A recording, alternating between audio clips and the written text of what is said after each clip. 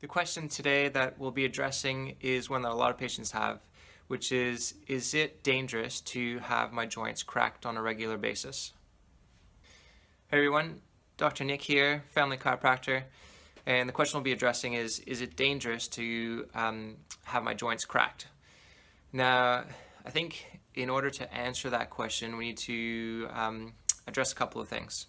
One is when a chiropractor is cracking the joints in your spine, and the technical word we use is adjusting your spine. What is that noise in the first place? And that noise is not bone rubbing on bone, which would not be a good thing and would not be good for your joints, but rather it's a suction release, creating a little gas bubble release, which is why you hear that popping, cracking type noise. And that being said, sometimes we don't hear any noise at all, especially with kids. And we don't care if we hear any noise anyways. It's not the purpose of the adjustment. The purpose is to restore proper movement. And that leads into the next point is, what is a chiropractor looking for before he adjusts a joint in your spine? You don't just come in, say, I've got low back pain, and we crack the lower back. What we got to do is find out, are there any joints in your spine that aren't moving to the full extent that they're supposed to?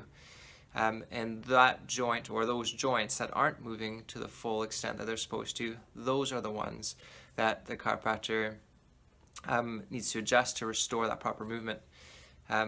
Now, if a joint is already moving well, and you go to crack that joint, that, in my opinion, would not be a good idea, because we don't need to put extra force through a joint that's already moving well.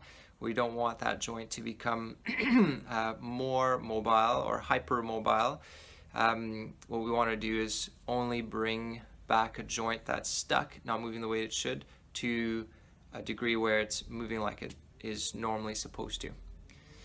So in the answer to your question, is it dangerous to crack a joint in your spine? The answer is, if it's already moving well, then potentially that's not a good idea. If it's not moving well, then what I'd want you to consider is what is the consequence of not adjusting that joint that's not moving well.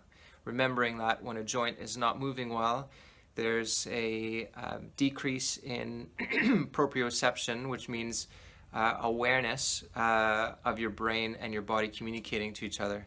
The information coming from a joint going to the brain is quite important, so that way your brain knows where you are in space, so it can control your movements more accurately, and so that way your brain and your body can communicate as they should, minimizing the chance of injury later on.